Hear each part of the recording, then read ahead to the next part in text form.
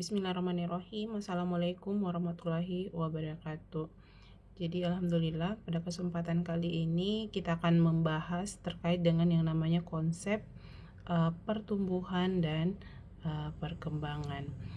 Jadi sebagai pendahuluan bahwa pertumbuhan dan perkembangan itu mempunyai peranan, di mana peranan pertumbuhan dan perkembangan ini sangat krusial atau sangat penting. Jadi peranannya sangat penting di dalam membentuk manusia yang sehat. Jadi seorang anak yang pertumbuhan fisiknya itu baik, jadi kalau ada anak yang punya pertumbuhan fisik yang baik, itu akan mempunyai perkembangan dari aspek psikomotor yang baik pula. Jadi berbanding lurus antara pertumbuhan dengan perkembangan. Kalau fisiknya baik, itu juga akan berdampak kepada perkembangan dari psikomotor yang baik. Nanti akan kita coba lihat bagaimana hubungan antara keduanya.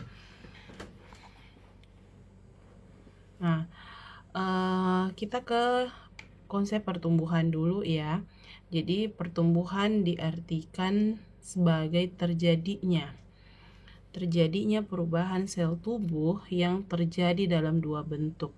Jadi kalau tumbuh dilihat dari dua aspek. Ya, dua aspek ini yang pertama tentu ada penambahan dari ukuran sel. Jadi ukuran sel kita akan bertambah dan ada penambahan dari jumlah. Jadi bertambahnya ukuran dan bertambahnya jumlah sel. Jadi pertumbuhan sendiri dapat diartikan bahwa sebuah perubahan, baik itu ukuran fisik dari waktu ke waktu, baik dari segi ukuran fisiknya, proporsinya, maupun dari aspek komposisi tubuh kita. Jadi secara akumulasi perubahan sel ini akan menghasilkan perubahan ukuran tubuh, di mana perubahan ukuran tubuh ini dilihat dari pertambahan ukuran fisik kita. Jadi seperti apa tadi? Seperti bertambahnya berat badan. Berat badan itu termasuk pertumbuhan. Jadi bertambahnya berat badan, tinggi badan, itu kan dari fisik ya. Dilihat dan dapat diukur. Jadi berat badan, tinggi badan, atau tampilan fisik itu kan merupakan impact dari adanya perubahan sel tadi. Jadi selnya yang bertambah, makanya bertambah berat badannya, bertambah tinggi badannya. Kita bisa lihat di sini ciri-ciri ya, ciri-ciri pertumbuhan sendiri. Ciri-ciri pertumbuhan merupakan perubahan yang dapat diukur secara kumulatif. Dan yang kedua, mengikuti perjalanan waktu. Jadi mengikuti perjalanan waktu sangat jelas. Orang ini bertambah ukuran selnya dan jumlah selnya itu dari waktu ke waktu. Misalnya bayi yang baru lahir punya proporsi ukuran kepala ya yang lebih ukuran kepalanya yang lebih besar dibanding ukuran proporsi badannya juga kan mulai membesar. Demikian juga kalau pertumbuhan pada bayi. Jadi komposisi tubuh juga itu akan mempengaruhi seiring berjalannya waktu. Jadi dalam keadaan normal setiap anak itu tentu memiliki jalur pertumbuhannya tersendiri.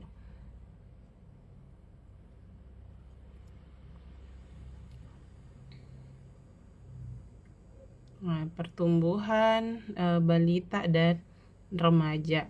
Jadi teman-teman, selama proses kehidupan manusia dari bayi hingga dewasa terdapat dua masa pertumbuhan yang sangat cepat. Jadi kata kuncinya di sini, selama proses hidup kita sebagai manusia ada dua masa, ada dua periode pertumbuhan yang sangat cepat, dimana yang pertama yaitu pada masa kita balita dan yang kedua pada masa kita remaja. Nah, kita coba lihat satu-satu ya pertumbuhan balita. Jadi pertumbuhan pada masa balita ini dimulai dari janin. Terjadi pertumbuhan jaringan hati, jaringan jantung, pankreas, otak, dan semua jaringan tubuh. Jadi ini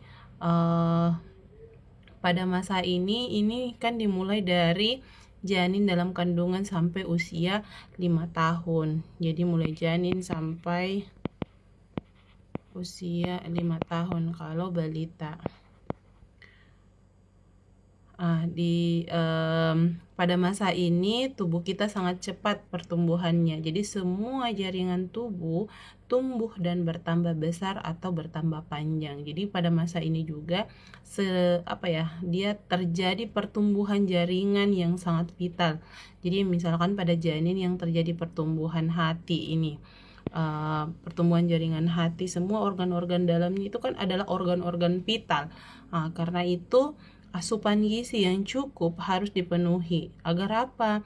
Agar semua jaringan tubuh kita ini dapat tumbuh secara sempurna selama masa kehamilan. Selama seorang bayi dikandung itu kan membutuhkan asupan yang sangat cukup, karena ini adalah pertumbuhan yang sangat krusial. Jadi asupan gizi yang cukup ini sangat diperlukan. Jadi pertumbuhan cepat nanti akan dilanjutkan setelah bayi lahir sampai sekitar usia 5 tahun. Jadi masa ini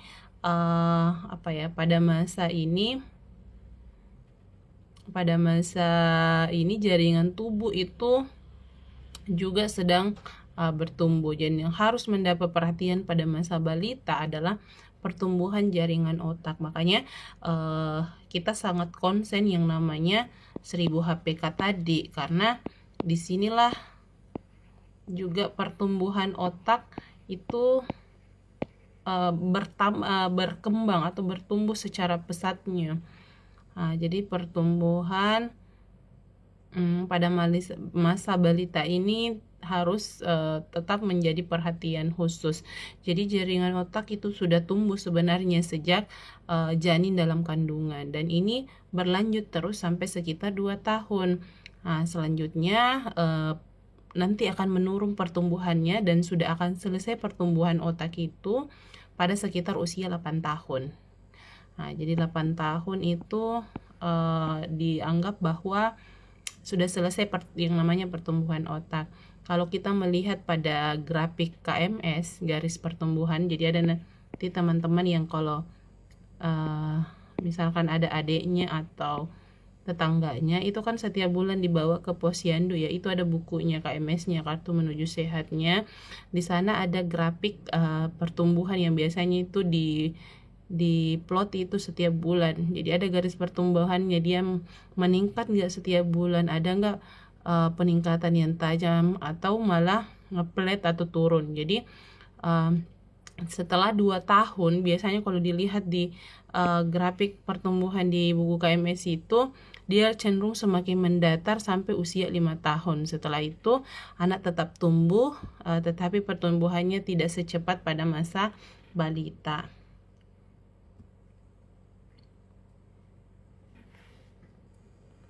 Nah, kita lihat pertumbuhan yang paling pesat yang kedua, yaitu ada pada masa setelah anak mengalami akhil balik atau remaja.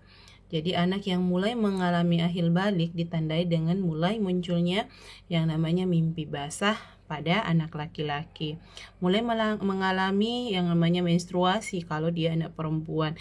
Jadi pada masa ini pertumbuhan terutama terjadi pada pertumbuhan tinggi badan.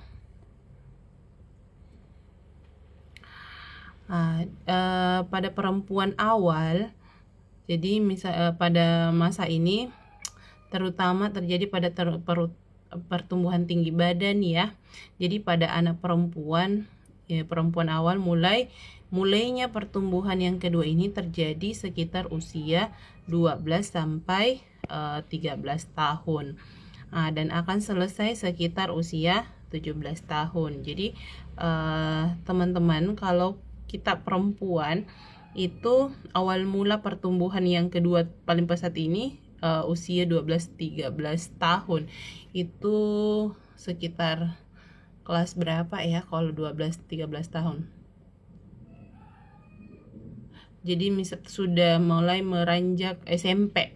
Jadi SMP itu mulai tumbuh lagi yang paling pesatnya kita sebagai perempuan. Kemudian berakhir di usia 17 tahun. Makanya biasa kalau sudah lewat 17 tahun, tinggi seseorang itu sudah mentok di situ. Nah, kalau dia anak laki-laki, awal pertumbuhannya mulai 13 sampai 14 tahun, lebih lambat dari anak perempuan, dan akan berakhir di usia 19 tahun. Nah, jadi kalau kita perhatikan anak-anak perempuan pada siswa SMP kelas 1 atau 2 itu kan umumnya lebih tinggi dibandingkan anak laki-laki. Tetapi pada siswa SMA kelas 2 atau 3, anak laki-laki biasanya punya tinggi yang lebih dibanding anak perempuan. Karena itu sebaliknya. Jadi karena itu sebaliknya, asupan gizi pada anak remaja harus lebih banyak dibandingkan usia lainnya. Jadi ini hal yang menjadi poin penting, bahwa asupan gizi pada masa remaja itu harus mencukupi juga. Jadi harus asupan gizinya harus terpenuhi di usia ini. Karena disinilah puncak pertumbuhan paling pesat yang keduanya setelah dia melewati masa balitanya. Nah, tetapi kebutuhan karena apa ya? Karena kebutuhan meningkat ya. Alasan dasarnya sebenarnya kenapa perlu asupan gizi yang lebih pada masa ini, karena tadi kebutuhan tubuh yang semakin meningkat. Kebutuhan tubuh. Jadi kebutuhannya yang semakin meningkat. Tapi ada hal yang yang terjadi pada masa remaja. Masa remaja itu masa mereka mulai memperhatikan yang namanya penampilan. Jadi mulailah mereka ada diet, mulai kalau dia mengalami takut gemuk, padahal kebutuhan tubuhnya meningkat, itu kan tidak realistis ya. Supaya anak perempuan tetap langsing, maka yang harus dilakukan adalah sering melakukan olahraga dan asupan gizinya harus balance. Jadi anak remaja itu tidak perlu diet yang tidak kadang tidak masuk akal dietnya. Jadi akan mempengaruhi faktor tumbuhnya secara normal kalau dia asupan gizinya tidak adekuat. Nah, jadi faktor yang mempengaruhi pertumbuhan, kita coba lihat dulu ya. Nah, teman-teman, bicara dengan apa saja sih yang punya peranan atau faktor yang mempengaruhi pertumbuhan ini. Jadi ada 2 faktor utama, yaitu namanya faktor genetik. Faktor genetik ini merupakan penentu sifat yang diturunkan dari kedua orang tua kita. Jadi kita punya warisan gen dari kedua orang tua kita. Sifat yang diturunkan dalam genetik ini setiap individu tentu berbeda tergantung dengan sifat bawaannya. Jadi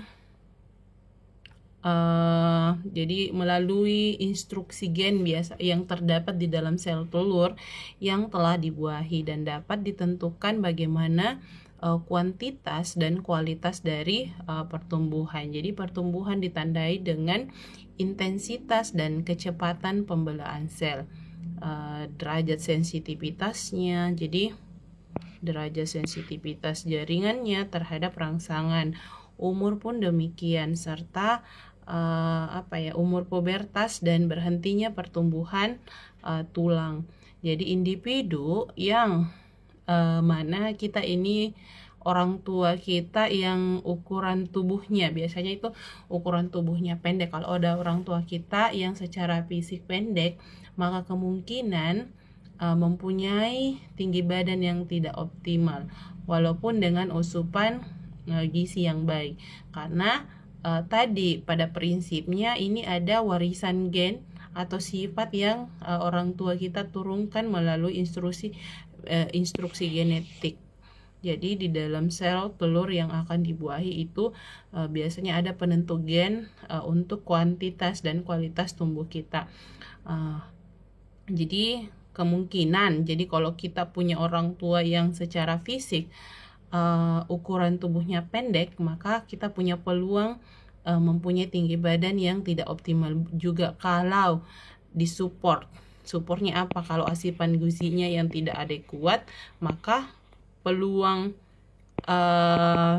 kita pendek juga akan semakin tinggi. Jadi seperti itu resikonya. Jadi seseorang mempunyai orang tua obesitas juga, maka anaknya kemungkinan punya resiko juga menjadi obesitas yang lebih besar daripada seorang anak yang orang tuanya normal. Jadi dari WHO sendiri, dari organisasi dunia itu menyebutkan bahwa resiko kegemukan jika salah satu orang tua kita sangat gemuk, maka anaknya mempunyai kemungkinan 40%. Jadi WHO itu bahkan mengatakan bahwa kalau orang tuanya salah satunya saja terkategori sangat gemuk, obesitas ya, sudah masuk kategori obesitas, sangat gemuk, jadi akan mempunyai peluang anak obesitas juga 40% mengalami hal yang serupa. Jadi kalau kedua orang tuanya ini, kalau salah satunya ya, maka 40%.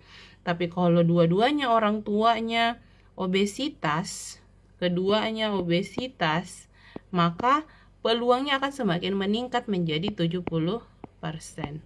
Jadi ini juga menjadi catatan penting bahwa anak yang mengalami obesitas itu tentu dipengaruhi juga oleh kedua orang tuanya. Biasanya itu karena memang pola makannya juga di dalam lingkungan keluarga tersebut yang mirip ya, yang sama, karena yang menyediakan paling utama menyediakan terkait dengan pola makan kan ada di lingkungan keluarga. Jadi itu juga yang diwariskan selain dari gen dari kedua orang tuanya. Kita masuk di yang berikutnya, yaitu faktor yang mempengaruhi berikutnya ada faktor lingkungan.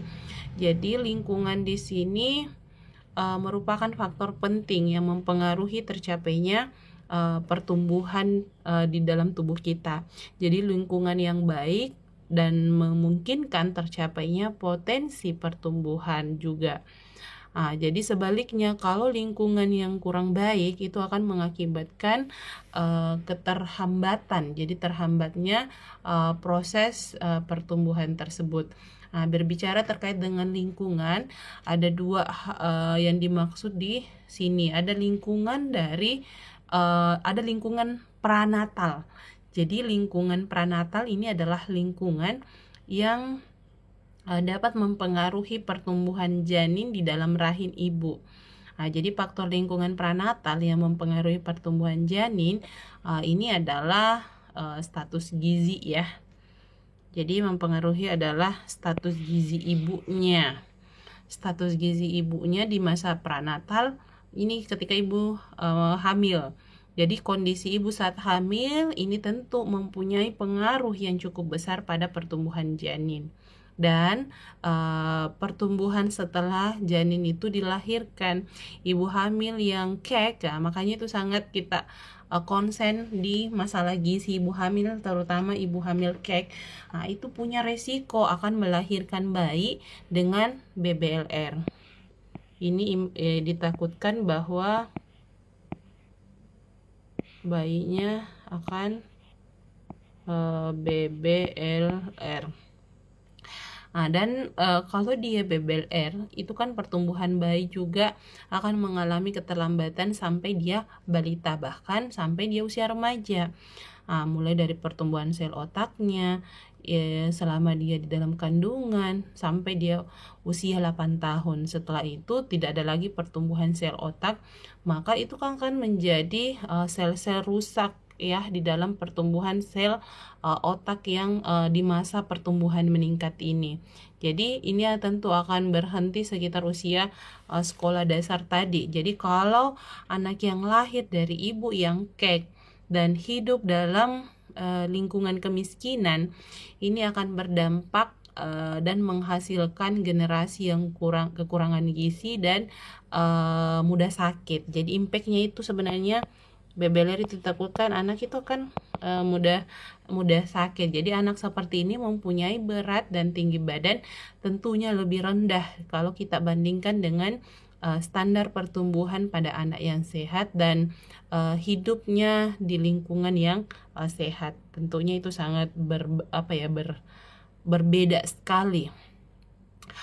Yang kedua, ini mempengaruhi pertumbuhan janin. Yang kedua itu ada mekanis. Mekanis itu apa? Mekanis ini lebih ke trauma dan cairan plasenta yang kurang. Jadi dari ini kan prenatal ini sebelum lahir. Jadi dapat menyebabkan kelainan bawaan pada bayi yang dilahirkan karena ada cairan plasenta yang kurang selama ibu hamil. Jadi posisi janin pada uterus ini juga akan mengakibatkan adanya yang disebut dengan dislokasi panggul.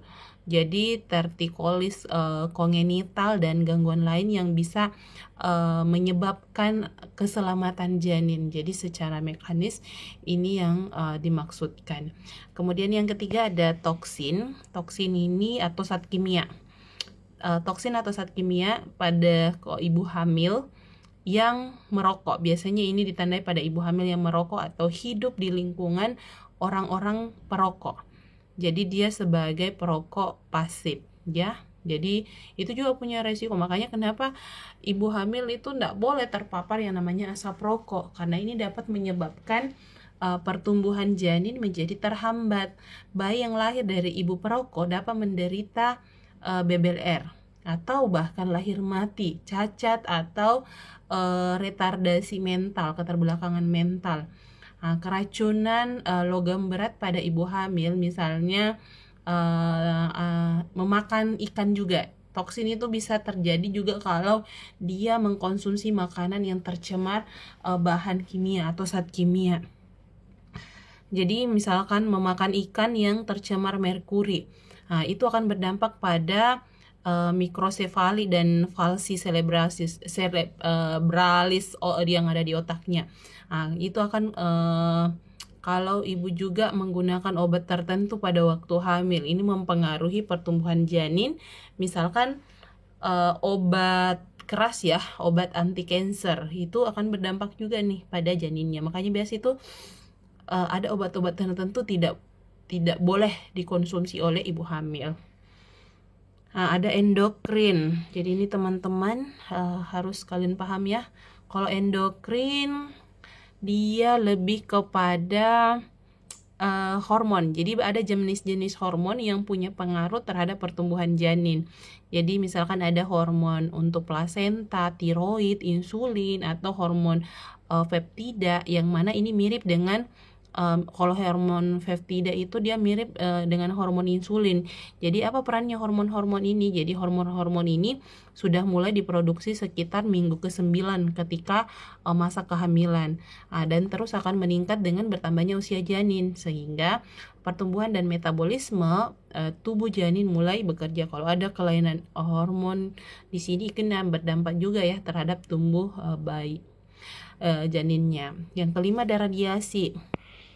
Ini radiasi, efek radiasi pada janin ini biasanya sangat fatal, bisa mengakibatkan kematian, kecacatan, kerusakan otak. Kalau radiasi yang diderita oleh laki-laki biasanya menyebabkan sperma yang dihasilkan akan mengakibatkan janin tumbuh tidak sempurna. Jadi biasa anak itu lahir dengan cacat itu dimulai dari sel sperma orang tuanya. Jadi cabangnya itu, bibitnya itu yang sudah tidak beres karena dari orang tua yang terpapar radiasi. Nah, jadi itu biasanya yang menghasilkan janin yang tidak tumbuh sempurna secara fisik, pertumbuhan organ-organ dalamnya. Nah, infeksi, kita ada infeksi juga ya. Infeksi ini pada ibu hamil biasanya infeksi intrauterin. Jadi dia menyebabkan cacat bawaan. Kalau dia infeksi varicella, malaria, HIV, mikoplasma biasanya, atau virus-virus lain seperti influenza, hepatitis, itu ternyata dapat mengakibatkan janin juga mengalami infeksi. Jadi terinfeksinya janin ini. Dan imunitas juga ya. Imunitas itu lebih kepada imunitas itu daya tahan tubuh ibunya. Jadi ini bisa menyebabkan mengalami abortus. Jadi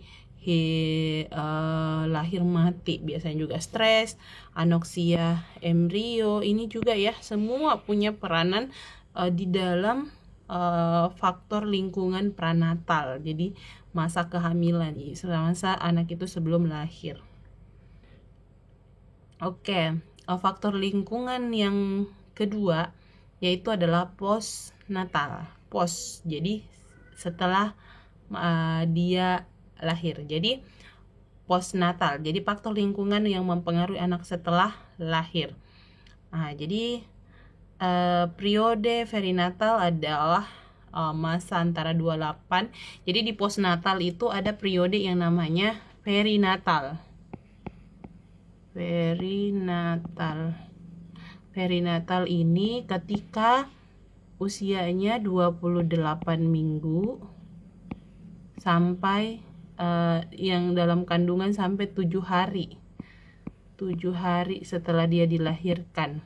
Jadi periode ini merupakan masa yang sangat rawan bagi pertumbuhan bayi, khususnya otak lagi. Jadi trauma kepala akibat persalinan ini akan berdampak besar dan meninggalkan kecacatan yang permanen.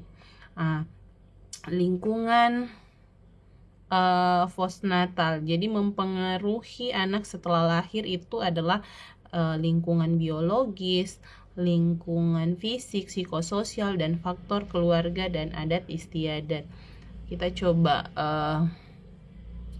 lihat ya. Di sini saya mau tekankan pada lingkungan postnatal yang mempengaruhi pertumbuhan secara umum. Ini tadi tuh ini. Secara umum sebenarnya lingkungan postnatal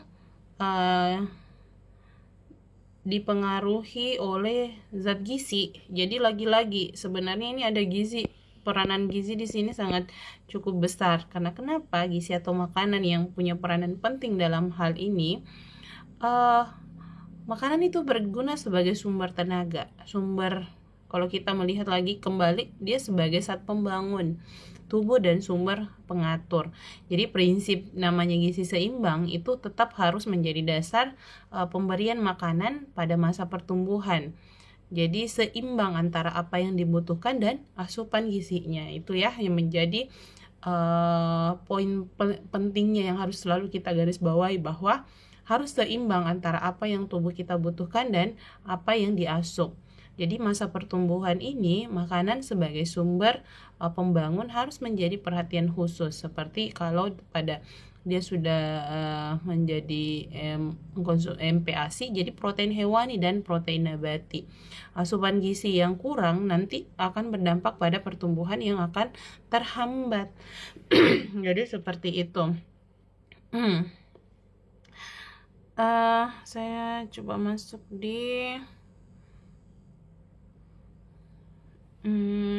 ini ada yang ingin saya sampaikan, tapi di sini saya slide-nya sepertinya ada yang hilang ya. Jadi jenis kelamin, saya mau katakan bahwa jenis kelamin itu juga berpengaruh. Pengaruhnya apa terhadap tubuh manusia? Laki-laki itu mempunyai potensi berat dan tinggi badan yang lebih dibandingkan perempuan.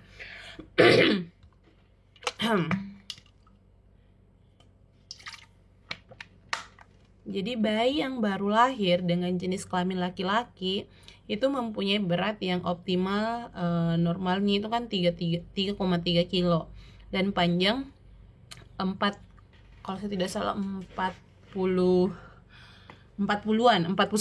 ya 49. Sedangkan bayi perempuan beratnya itu lebih kurang sedikit 3,2 dengan panjang 49,1.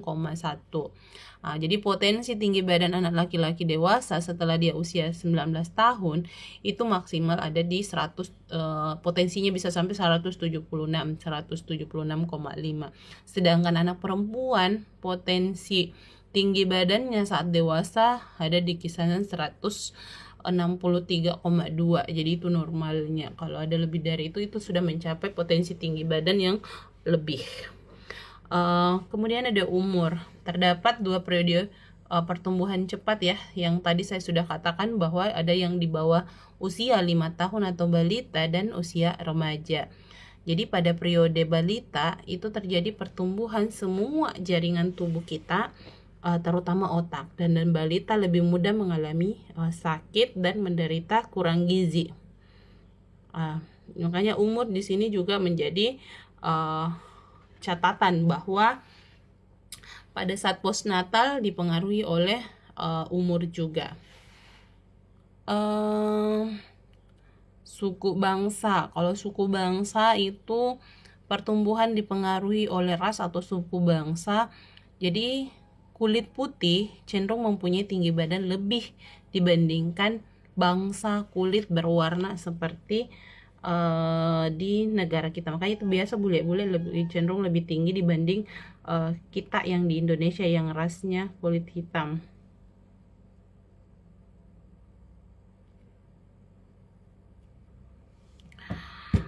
Oke, saya mau perlihatkan ini.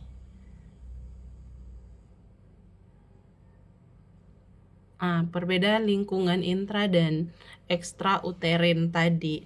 Jadi ada prenatal dan postnatal. Jadi perbedaannya sebelum lahir itu berupa cairan. Kalau sesudah lahir dia dalam bentuk udara. Lingkungan fisiknya dilihat dari aspek secara fisik ya. Kalau suhu di dalam kandungan kan dia umumnya tetap. Kalau sudah lahir ya cenderung berubah-ubah tergantung cuaca dan kondisi. Stimulasi sensori, jadi terutama kinestetik atau vibrasi kalau dia di dalam kandungan. Makanya itu biasa ibu hamil dielus-elus perutnya, diperdengarkan musik atau apa, itu karena ada stimulasi dari luar dan bisa berimpact terhadap janin. Jadi kalau dia sudah lahir bermacam-macam stimulasi yang diberikan tergantung sesuai usianya. Gizi juga demikian. Ini kalau gizi sebelum lahir, kalau masih dalam kandungan tergantung bagaimana gizi ibunya, karena zat gizi yang terdapat dalam darah ibu itu yang akan menjadi penentu bagaimana kebutuhan janinnya. Jadi kalau dia sudah lahir ya tergantung pada tersedianya bahan makanan dan kemampuan saluran cerna si bayinya. Penyediaan oksigen itu kalau dia janin berarti dari ibu melalui plasentanya. Kalau dia sudah lahir berarti paru-paru ke pembuluh darah. Itu tadi konsep pertumbuhan. Selanjutnya kita masuk di perkembangan. Jadi teman-teman, perkembangan.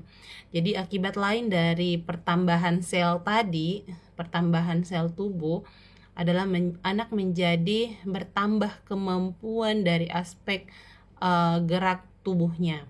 Misalnya mulai dari merangkak menjadi bisa berdiri, dari bisa berdiri kemudian dapat berjalan. Nah, jadi perubahan kemampuan ini disebut sebagai kemampuan motorik kasar kalau kita berbicara perkembangan. Jadi seperti konsep yang pendahuluan tadi, kalau pertumbuhan fisiknya baik, anak itu sehat, jadi nanti akan berdampak pada kemampuan motorik kasarnya. Nah, jadi perkembangan motorik kasar ini lebih menitik beratkan pada kemampuan gerak tubuhnya anak itu. Jadi gerak tubuh, jadi mulai dia merangkak ya menjadi berdiri, bisa berdiri kemudian dapat berjalan. Nah, di samping itu teman-teman, dengan bertambahnya ukuran fisik juga anak akan bertambah dalam kemampuan bicaranya. Jadi bertambah kemampuan anak itu membedakan warna. Kemampuan itulah yang disebut dengan motorik halus. Nah, ini tadi. Jadi seiring bertambah kemampuannya, ukuran fisiknya, anak juga akan bertambah tuh kan kemampuan dia berbicaranya. Dari mulai satu kata, dua kata, membentuk kalimat. Nah, itu disebut dengan perkembangan motorik halus. Jadi itu yang disebut dengan perkembangan. Jadi perkembangan adalah lihat, perkembangan adalah perubahan. Ada yang berubah dari anak itu, kemampuannya dalam gerakan motorik kasar maupun gerakan maupun dari motorik halusnya, yang tercermin dalam bentuk pertambahan kecerdasan perilaku yang terjadi dari waktu ke waktu. Itu yang disebut dengan perkembangan. Jadi ada perubahan kemampuan anak di dalam melakukan gerak motorik kasar maupun motorik halusnya, tercermin dalam pertambahan kecerdasannya dari waktu ke waktu. Jadi pernahkah teman-teman mengamati misalnya nih, sebelum masuk di sini saya ingin flashback kembali. Pernahkah kita memperhatikan atau melakukan pengamatan perkembangan baik itu dari aspek motorik kasar maupun halus mulai dari bayi sampai dewasa? Jadi perubahan kemampuan manusia itu ternyata terjadi secara bertahap. Coba kita perhatikan dari bayi, balita, anak-anak, remaja dan dewasa. Baik yang awalnya hanya tidur ya, hanya bisa tidur telentang seperti itu, kemudian dapat melakukan gerakan tengkurap, merangkak, merambat, kemudian mulai berjalan, 1 langkah, 2 langkah hingga bisa berlari. Nah, jadi itu merupakan rangkaian perubahan yang terjadi berkaitan dengan perubahan perkembangan mulai dari balita sampai dewasa. Nah, seperti itu ya. Makanya dia poinnya ada di terjadi perubahan dari waktu ke waktu.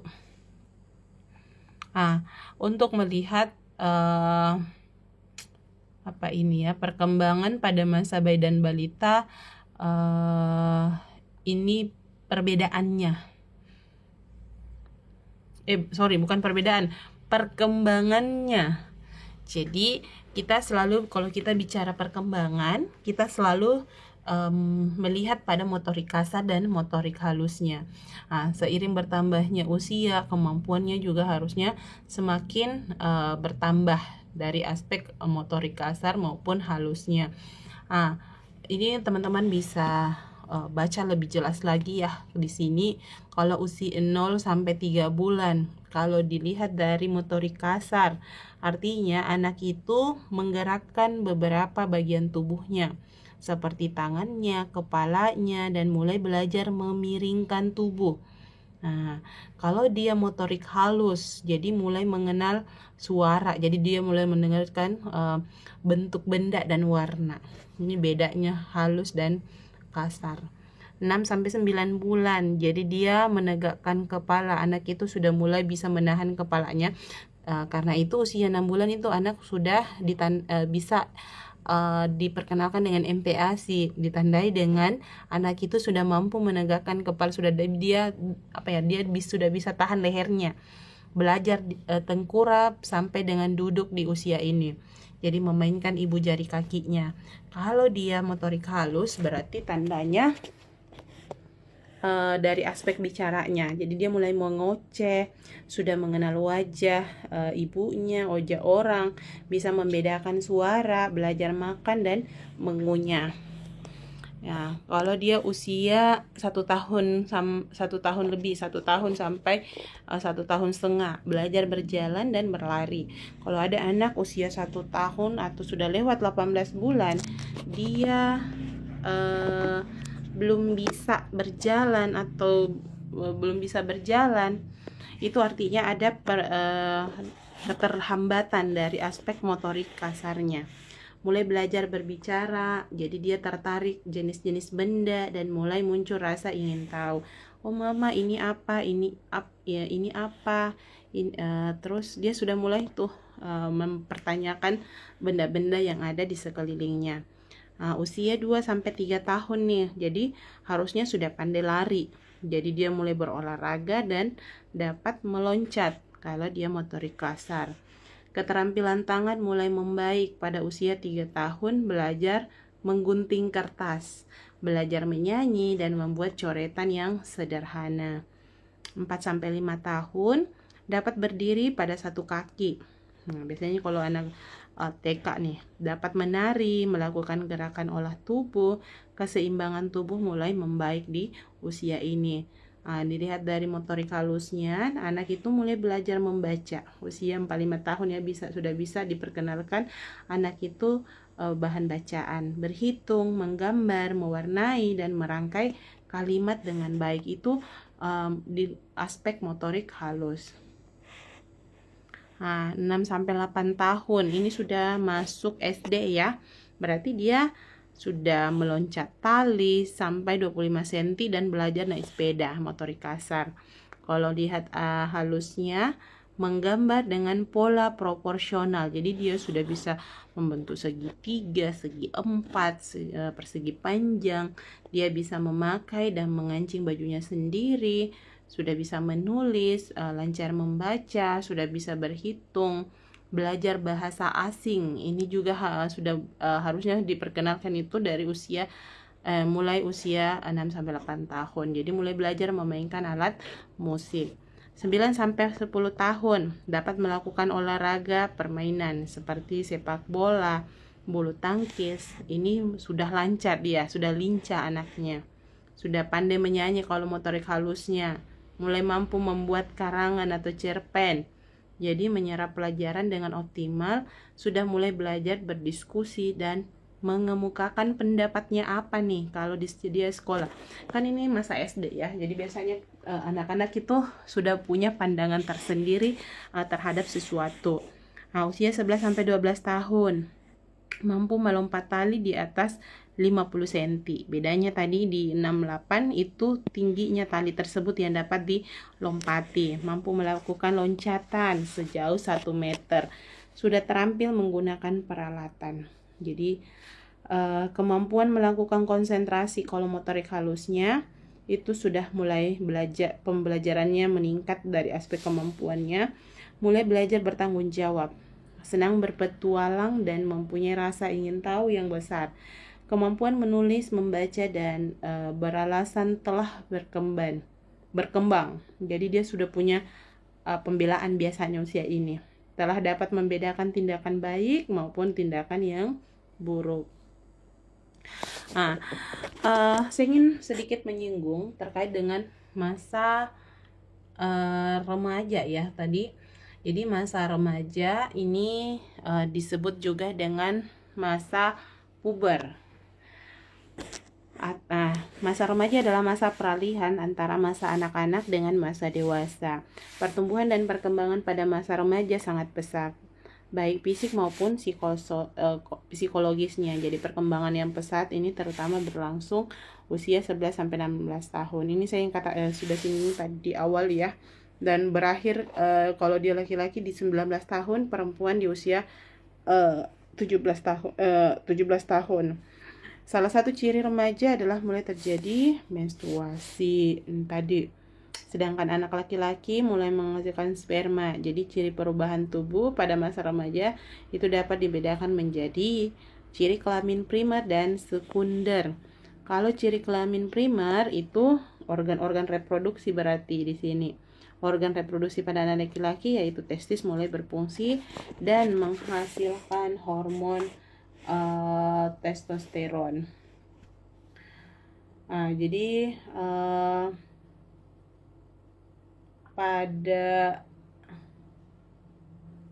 kalau pada perempuan yaitu ovarium mulai memproduksi hormon estrogen dan progesteron, di mana hormon ini punya fungsi merangsang perkembangan organ reproduksi. Kemudian ada ciri kelamin sekunder. Jadi kalau sekunder berarti fisik, baik itu pada laki-laki maupun perempuan. Jadi ciri kelamin sekunder pada laki-laki dimulai dari tumbuhnya kumis dan jambang. Jadi mulai tumbuh rambut di ketiak dan sekitar alat kelamin. Itu adalah ciri kelamin sekunder. Jadi kelamin sekunder. Jadi seperti itu. Jadi kalau pada perempuan ya tentu payudara mulai tumbuh dan membesar, tumbuhnya rambut di ketiak dan di sekitar alat kelamin serta membesarnya panggul. Kalau itu kelamin sekunder. Ya, jadi seperti itu ya teman-teman. Terakhir, tadi kita sudah lihat nih konsep tumbuh dan kembang. Sekarang kita harus bisa bedakan tumbuh dan kembang itu seperti apa. Jadi pertumbuhan tentu tidak sama dengan perkembangan. Pertumbuhan adalah perubahan yang dapat diukur secara kuantitatif. Jadi di sini kuantitatif. Contohnya adalah pertambahan berat badan dari 5 kilo dan bertambahnya menjadi 6 kilo. Ini yang disebut dengan bisa diukur secara kuantitatif. Ada parameternya yang dapat diukur kalau dia tumbuh. Jadi pertumbuhan panjang dari anak itu 54 cm menjadi 60 cm. Jadi itu yang bisa kita deskripsikan, bisa kita pahami bahwa kalau tumbuh ternyata dapat diukur. Ukurannya adalah kuantitatif.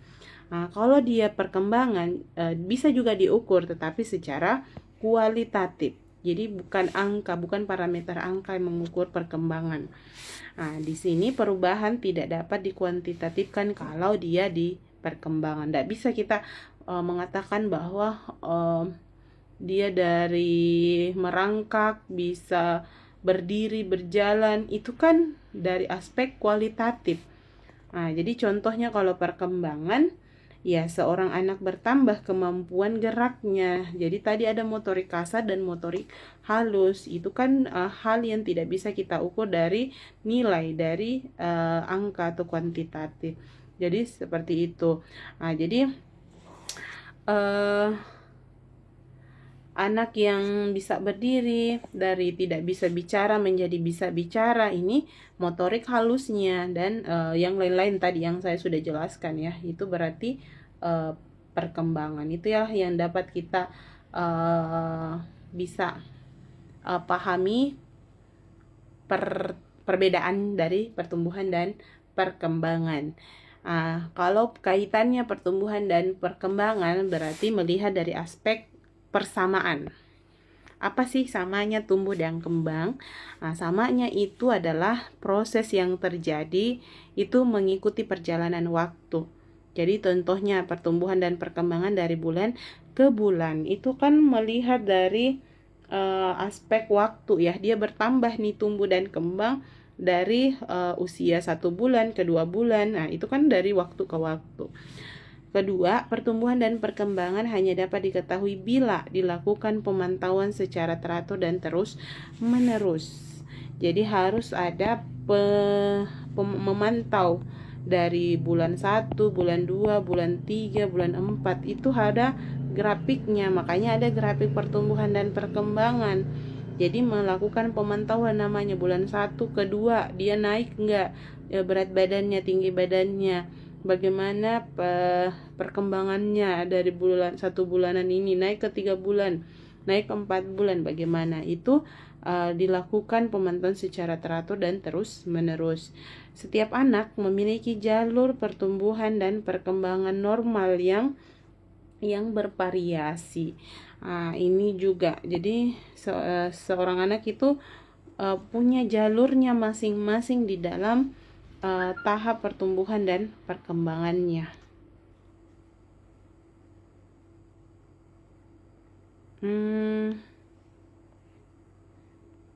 Oke, terakhir ini saya mau perlihatkan sedikit jenis pertumbuhan.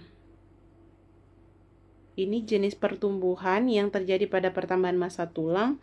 Pertumbuhan linier yang rendah biasanya menunjukkan keadaan gizi yang kurang akibat kekurangan energi dan protein yang diderita pada masa lampau. Ada jenis pertumbuhan massa jaringan. Jadi kalau dia massa jaringan adalah yang terjadi perubahan massa lemak dan otot tubuh. Jadi ukuran pertumbuhan massa jaringan itu diperlukan untuk menilai status gizi pada orang dewasa. Walaupun hal ini dapat juga dilakukan pada anak-anak. Contohnya berat badan, lingkar lengan, dan tebal lemak di bawah kulit. Ada pertumbuhan linier dan pertumbuhan massa jaringan. Jadi kalau linier berarti massa tulangnya. Jadi yang menunjukkan bahwa dia kalau pertumbuhan liniernya terhambat, berarti dia kekurangan protein di masa lampaunya. Oke.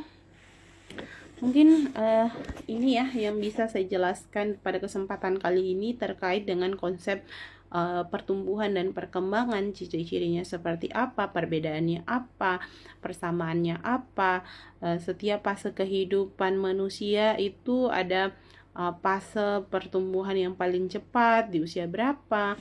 Nah, saya harap teman-teman sudah mampu memahami hal ini sehingga ke depan untuk materi berikutnya itu kita sudah bisa beranjak ke materi berikutnya ya, karena kita sudah punya dasarnya di dalam dan konsep pertemuan hari ini, yaitu tumbuh dan kembang. Oke, cukup sekian dari saya. Saya ucapkan assalamualaikum warahmatullahi wabarakatuh.